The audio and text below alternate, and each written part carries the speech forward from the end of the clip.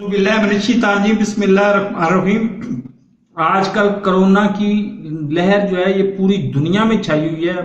شروعات تو اس کی چائنا سے ہوئی تھی، لیکن آج کل اسپیشلی پانچویں لہر اومیکرون کے نام سے وہ انتہائی خطرناک ترین لہر ہے۔ وہ جنوبی افریقہ سے ہوتی ہوئی پاکستان تک اور پاکستان سے انڈیا اور انڈیا سے بنگلہ دیش میں پہنچ چکی ہوئی ہے۔ تو سوال یہ پیدا ہوتا ہے کہ جی ماسک کون سا استعمال کرنا چاہیے؟ ویسے تو گیدرنگ سے آپ کو دور رہنا چاہیے، ماسک استعمال کرنا ہے، لیکن ماسک بہتر کون سا ہے؟ ایک ہے ڈسپوزیبل ماسک اور ایک ہے یہ ہاتھ کا بنا ہوا، اس میں سلائی بھی نہیں ہوئی، سب کچھ نہیں ہوا، صرف کٹائی ہوئی ہے ایک طریقے سے یہ ماسک۔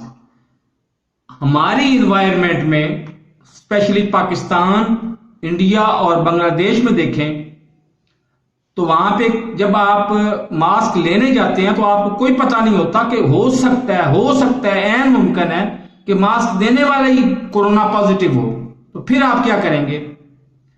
تو بہتر یہ ہے، آپ یہ سستا بھی پڑتا ہے، پہلی دفعہ تو آپ کو شاید ہو سکتا ہے مہنگا ملے، اس کو لیں، خریدیں اور اس کو استعمال مت کریں، اس وقت لائیں گھر میں اور ابلتے ہوئے پانی میں ڈال دیں، 5 منٹ تک اس کو ابالیں اور اس کو بعد اس کو خشک کر کے پھر استعمال کریں، پھر روزانہ دھوئیں بھی صحیح، دھونے کے بعد اس کو ابالیں بھی صحیح، ابالنے کے بعد پھر استعمال کریں۔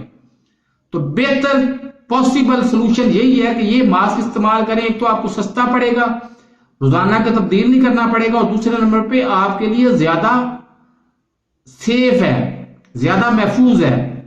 تو آپ اس ماسک کو استعمال کریں اور سوشل گیدرنگ میں کم سے کم جائیں، اور خدا کے لیے ویکسینیشن لگوائیں۔ ویکسینیشن کا کوئی سائیڈ ایفیکٹ نہیں ہے، ہلکا سا 24 گھنٹے میں 2 ڈگری یا 3 ڈگری ٹمپریچر اوپر جاتا ہے، جس سے آپ کو لگتا ہے کہ آپ کو بخار ہوا ہے، اس کے علاوہ کوئی اس کا سائیڈ ایفیکٹ نہیں ہے۔